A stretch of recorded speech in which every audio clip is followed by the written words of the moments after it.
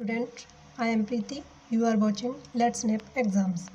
आज की वीडियो में हम लाए हैं क्लास 9th की एनसीईआरटी ज्योग्राफी की एनसीईआरटी का चैप्टर 1 एंड चैप्टर 2 हम इसमें मैप के द्वारा देखेंगे।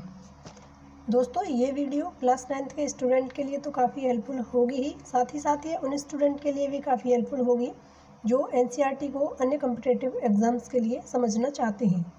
इस सारी वीडियो में हम मैप के द्वारा सभी चीज़ों को आसान भाषा में समझेंगे। तो चलिए हम स्टार्ट करते हैं। चैप्टर 1 है भारत का आकार और स्थिति। किसी भी देश की आकार और स्थिति को अच्छे से पता लगाने के लिए हमें ज़रूरत होती है अक्षांश रेखाओं की और देशांतर रेखाओं की, जिनके द्वारा हम एक देश की या एक स्थान की बिल्कुल निश्चित जगह का पता लगा सकते हैं।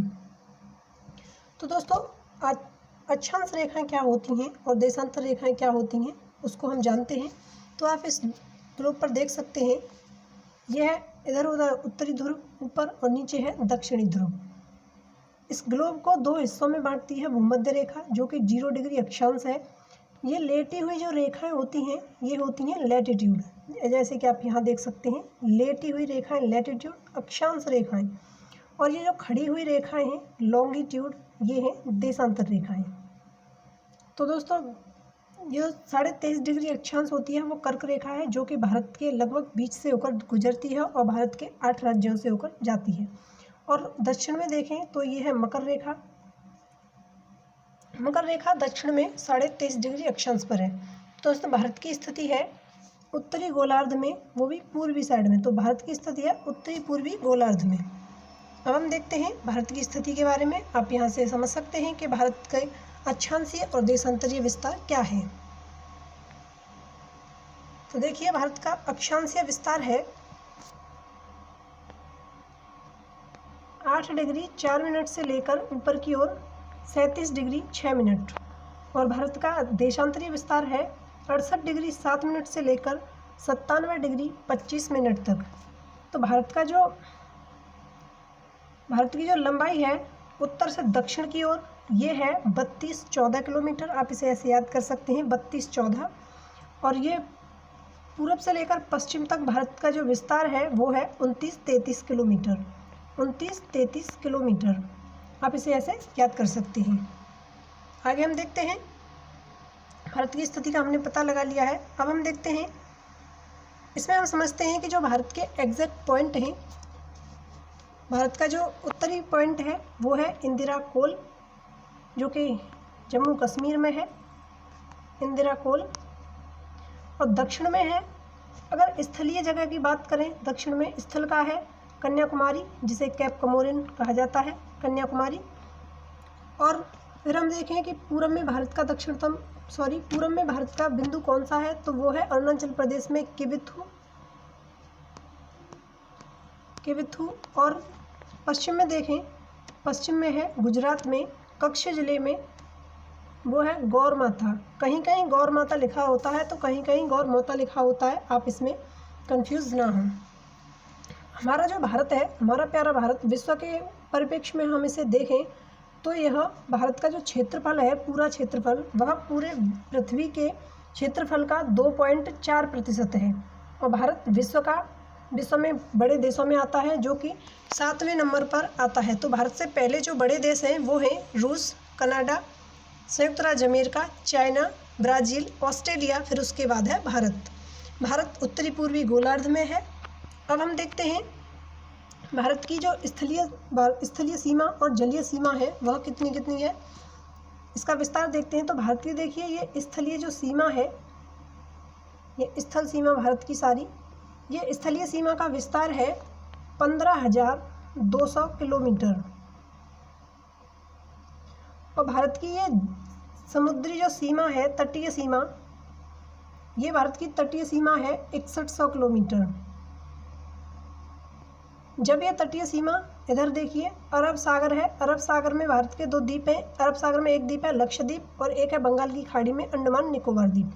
तो जब इन दोनों की द्वीपों की भी तटरेखा को हम मिला लेते हैं तो भारत की कुल तटरेखा हो जाती है 7516.6 किलोमीटर। अब हम देखते हैं भारत के पड़ोसी देशों के बारे में। तो भारत के पड़ोसी देश हैं यहाँ से आप देख सकते हैं भारत के पड़ोसी देश पाकिस्तान, अफ़गानिस्तान जो कि भारत का पड़ोसी देश है लेकिन वह पीओके से जुड़ता है, डायरेक्ट भारत से नहीं जुड़ता। पीओके पाक अधिकृत कश्मीर है जो कि पाक के कब्जे में है। इधर है तिब्बत जो कि चाइना के कब्जे में है, तो ये चाइना ही है, भारत का पड़ोसी देश चाइना। ये है नेपाल, ये है भूटान और ये है बांग्लादेश। यहाँ है म्यांमार और भारत का एक द्वीपीय देश भी, भारत के 2 द्वीपीय पड़ोसी देश भी हैं। एक है श्रीलंका जो कि भारत से पाक जल स्टेट और मन्नार की खाड़ी से जुड़ा हुआ है, और एक ये है भारत का पड़ोसी देश द्वीपीय देश मालदीव। अब हम बात करते हैं कि कर्क रेखा भारत में लगभग बीचों बीच से गुजरती है। तो देखिए ये है कर्क रेखा 23.5 डिग्री अक्षांश जो कि भारत के बीचों बीच से होकर गुजर रही है। तो ये किन किन राज्यों से होकर गुजरती है? पहले है गुजरात, फिर है राजस्थान, फिर है मध्य प्रदेश, फिर है छत्तीसगढ़, फिर है झारखंड, पश्चिम बंगाल, त्रिपुरा और मिजोरम। ये भारत के 8 राज्य हैं जिनसे कर्क रेखा गुजरती है। अब हम देखते हैं भारत की मानक यामोत्तर को। तो भारत की जो मानक यामोत्तर रेखा है उसे अब यहाँ देख सकते हैं। देखिए भारत की जो मानक यामोत्तर रेखा है यह भारत के समय को सेट करने के लिए बनाई जाती हैं। ये रेखाएं देशांतर रेखाएं। तो ये 82.5 डिग्री देशांतर जो रेखा है वह भारत की मानक रेखा है, और यह भारत के 5 राज्यों से होकर गुजरती है। उत्तर प्रदेश, उसके बाद मध्य प्रदेश, झारखंड, उड़ीसा और आंध्र प्रदेश। भारत की जो मानक यामोत्तर रेखा है वह मानक समय माना जाता है, वो माना जाता है उत्तर प्रदेश में मिर्ज़ापुर से। अगर बात करें कि अरुणाचल प्रदेश और गुजरात के समय में कितना अंतर है, तो इनके स्थानीय समय में 2 घंटे का अंतर है। तो चलिए आगे देखते हैं। हमने भारत के पड़ोसी राज्य देख लिए हैं। अब इसमें हम देखते हैं भारत के राज्यों को। तो देखिए पहले हम देखते हैं भारत के सबसे ऊपर शिखर भारत का जम्मू एंड कश्मीर, जो कि भारत का 2 केंद्र शासित प्रदेशों में बढ़ चुका है। एक है जम्मू कश्मीर और एक है लद्दाख। 2 केंद्र शासित प्रदेश हो चुके हैं। अब हम यहाँ देखते हैं बीच में 4 राज्यों को। इसमें आप देख सकते हैं हिमाचल प्रदेश, उत्तराखंड, पंजाब, हरियाणा, और इनके बीच में है यहाँ पे थोड़ा नीचे दिल्ली, जो हरियाणा 3 ओर से हरियाणा से घिरी हुई है। इधर हम गंगा के मैदान में बात करें तो ये है उत्तर प्रदेश, फिर है बिहार और इधर है पश्चिम बंगाल। पश्चिम बंगाल के ऊपर है सिक्किम। अगर हम पश्चिम में बात करें तो ये है पश्चिम में 2 देश हैं, 2 राज्य हैं, राजस्थान, गुजरात। अब हम करें बात दक्कन के पठार की, तो इसमें आप देखेंगे महाराष्ट्र, तेलंगाना, कर्नाटका, आंध्र प्रदेश, तमिलनाडु और केरल। अब बचा मध्य का भाग। तो मध्य भाग में बचे हैं अब मध्य प्रदेश, छत्तीसगढ़, झारखंड और उड़ीसा। इन्हें आप ऐसे याद कर सकते हैं। और इधर के जो बचे हैं इन्हें 7 सिस्टर्स के नाम से आप याद कर सकते हैं। 7 सिस्टर्स हैं अरुणाचल प्रदेश, नागालैंड, मणिपुर, मिजोरम, त्रिपुरा, मेघालय, असम। तो दोस्तों चलिए आगे वीडियो को बढ़ाते हैं और अब देखते हैं एनसीईआरटी ज्योग्राफी का चैप्टर 2 भारत का भौतिक स्वरूप।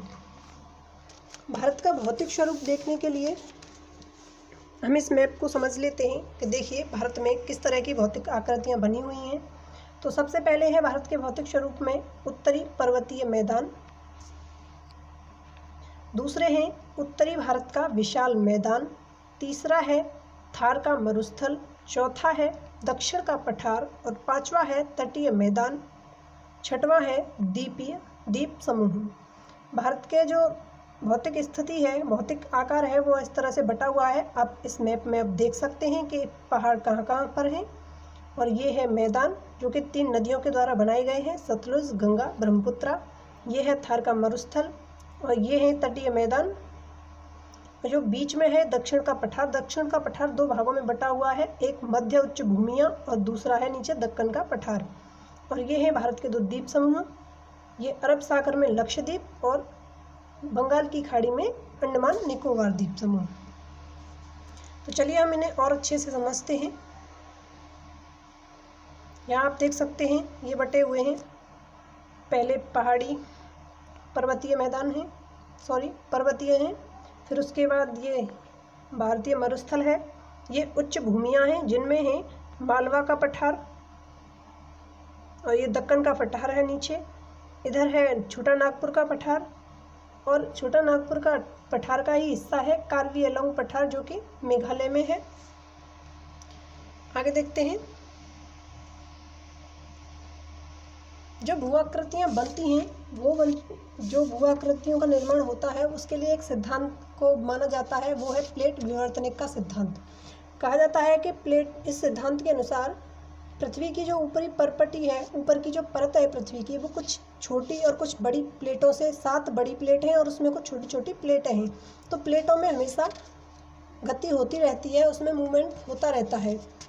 तो उसी कारण ये स्थलाकृतियाँ हैं, इनका निर्माण होता है। सबसे पहले प्राचीन भूभाग गोंडवाना लैंड भूमि का हिस्सा था, जो भारत का प्रायद्वीपीय भाग है। प्रायद्वीप वो होता है जैसे कि कोई हिस्सा, किसी भूमि का हिस्सा 3 ओर से जब समुद्र से घिरा हुआ होता है या वो आधा हिस्सा समुद्र में जा चुका होता है तो उसे प्रायद्वीप कहा जाता है। इसे इतने भाग को भारत का प्रायद्वीप कहा जाता है। तो भारत का जो प्रायद्वीपीय है वह पहले गोंडवाना भूमि का हिस्सा था। गोंडवाना जो भूमि है उसमें भूभाग के विशाल क्षेत्र में कौन कौन से देश शामिल थे? वो थे भारत, ऑस्ट्रेलिया, दक्षिण अफ्रीका, दक्षिण अमेरिका तथा अंटार्कटिका क्षेत्र शामिल थे। संवहनीय धाराओं ने भूपरपटी के अनेक टुकड़ों में विभाजित कर दिया। प्रवाह के परिणाम स्वरूप ये प्लेट अपने से अधिक विशाल प्लेट जो कि गोंडवाना भूमि की एक प्लेट थी, जिसे कि भारत ऑस्ट्रेलियन प्लेट कहा जाता था, वह प्लेट यूरेशियन प्लेट से टकरा गई। और यूरेशियन प्लेट से टकराव के कारण ही जो आज आप देखते हैं हिमालय पर्वत जो हैं वह इनका निर्माण उसी से हुआ है। यूरेशियन प्लेट से टकराने के बाद इनका निर्माण हुआ है। तो अब हम देखते हैं आगे हिमालय पर्वत। भारत की स्थलाकृतियों में हिमालय पर्वत को देखते हैं। तो हिमालय पर्वत के तीन हिस्सों में पहले से हम विभाजित करते हैं हिमालय पर्वत को। सबसे पहले है जो हिमालय पर्वत है वह एक युवा और बलित पर्वत है। बलित पर्वत कौन से होते हैं? जो इस तरह के बने हुए होते हैं कई श्रृंखलाओं में, ये होते हैं बलित पर्वत। तो युवा और बलित पर्वत है। इसकी चौड़ाई कश्मीर में 400 किलोमीटर है, जबकि यहाँ सिक्किम में इसकी चौड़ाई 150 किलोमीटर है। अब हम पर्वत को बांटें हिमालय पर्वत को, तो इससे पहले हम पहली जो इसकी सबसे ऊंचे जो श्रृंखला है, सबसे ऊंचे जो पहाड़ होते हैं उन्हें कहा जाता है महान हिमालय या फिर हिमाद्री। इनके जो शिखर हैं, इनमें जो पर्वत पाए जाते हैं उनकी ऊंचाई 6000 मीटर होती है औसत ऊंचाई। इससे ऊंचे पर्वत ही वहाँ पर मिलते हैं। और ये जो पर्वत हैं वह हिमाद्री के या ऊपरी हिमालय के जो पर्वत हैं वह ग्रेनाइट के बने हुए हैं। फिर उसके बाद पहले हम इसमें देख लेते हैं कि इसकी जो श्रेणियां हैं वो हैं काराकोरम श्रेणी, लद्दाख श्रेणी और जास्कर श्रेणी। अब हम देखते हैं पर्वतों की दूसरी श्रृंखला, वो है हिमाचल या फिर निम्न हिमालय। हिमाचल या निम्न हिमालय, जैसे देखिए दूसरी श्रृंखला है हिमाचल या निम्न हिमालय। इनकी जो औसत ऊंचाई होती है पहाड़ों की, इनमें वो होती है 3700 मीटर से लेकर 4500 मीटर तक। और इसकी जो सबसे महत्वपूर्ण, सबसे लंबी पर्वत श्रृंखला है हिमाचल की, वो है पीर पंजाल श्रेणी। फिर उसके बाद आती है सबसे नीचे शिवालिक श्रेणी। जो पर्वत हैं हिमाचल के वो बने हुए हैं अत्यधिक संपीड़ित पर्वतित शैलों से। अब हम बात करते हैं शिवालिक श्रेणी की। शिवालिक श्रेणी के जो पर्वत हैं वह अवसादों से बने हुए हैं या बजरी तथा मिट्टी से ढके हुए पर्वत हैं। इनकी औसत ऊंचाई ज़्यादा नहीं होती है। इनकी औसत ऊंचाई होती है 900 से लेकर 1100 मीटर तक।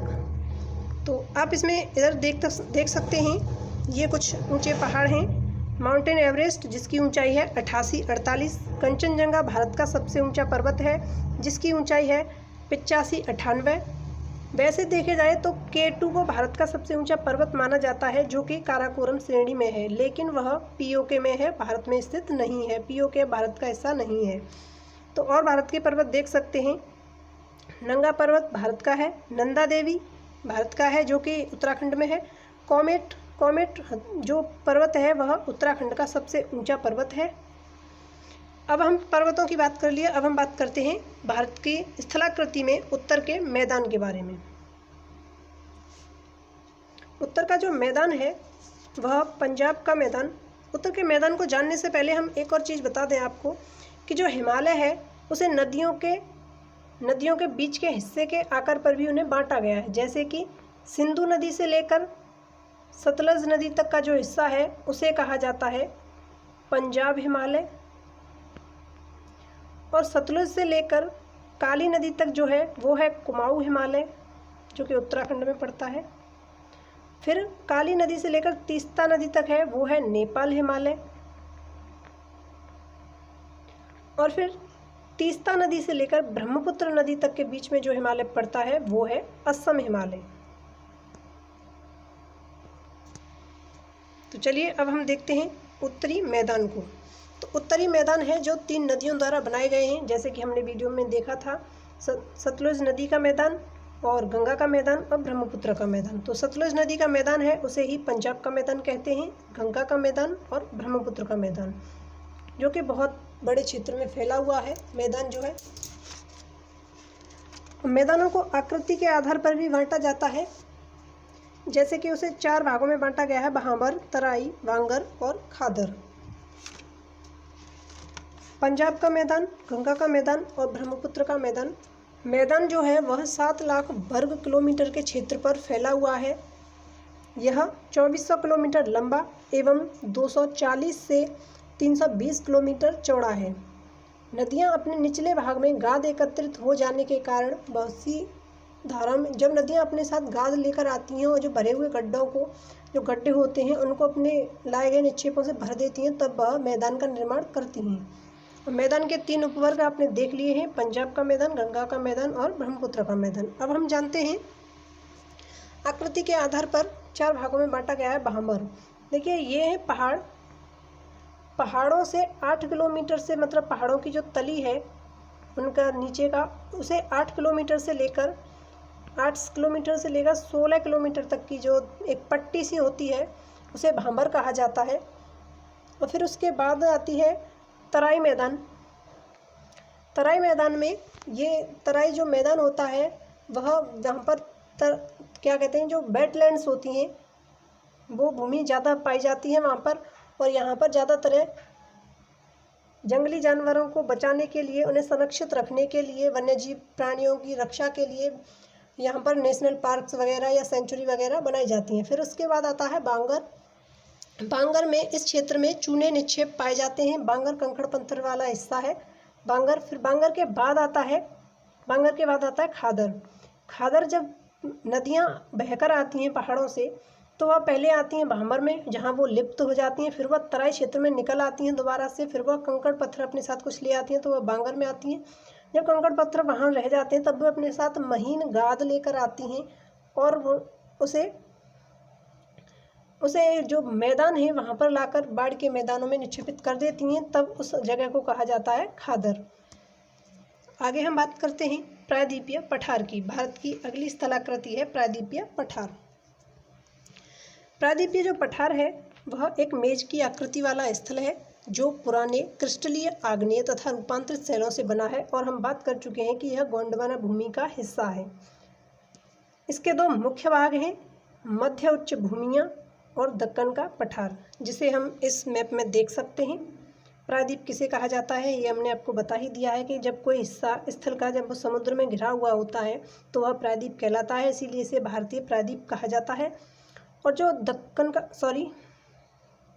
जो पठार है प्रायद्वीपीय पठार, वह 2 भागों में बांटा गया है। एक है मध्य उच्च भूमियाँ, जिसमें आता है मध्य उच्च भूमियों में मालवा का पठार, छोटा नागपुर का पठार, और यहाँ पर है मेघालय का पठार, ये इसी का हिस्सा है। और फिर है ये दक्कन का पठार, इसे आप देख सकते हैं। दक्कन के पठार में है ईस्टर्न घाट और वेस्टर्न घाट। जब ये वेस्टर्न घाट और ईस्टर्न घाट मिलते हैं तो उसे नीलगिरी कहा जाता है, नीलगिरी की पहाड़ियाँ। और इससे नीचे हैं केरल में कार्डिमम की पहाड़ियाँ। ईस्टर्न घाट है जो इसके पहाड़ों को महेंद्रगिरी कहा जाता है, और वेस्टर्न घाट है, पश्चिमी घाट, इसके पहाड़ों को सह्याद्री कहा जाता है। दक्षिण भारत की सबसे ऊंची चोटी की बात करें तो वो है अन्नामलाई, और हम नीलगिरी की सबसे ऊंची चोटी की बात करें तो वो है दोदा बेट्टा। आगे हम देखते हैं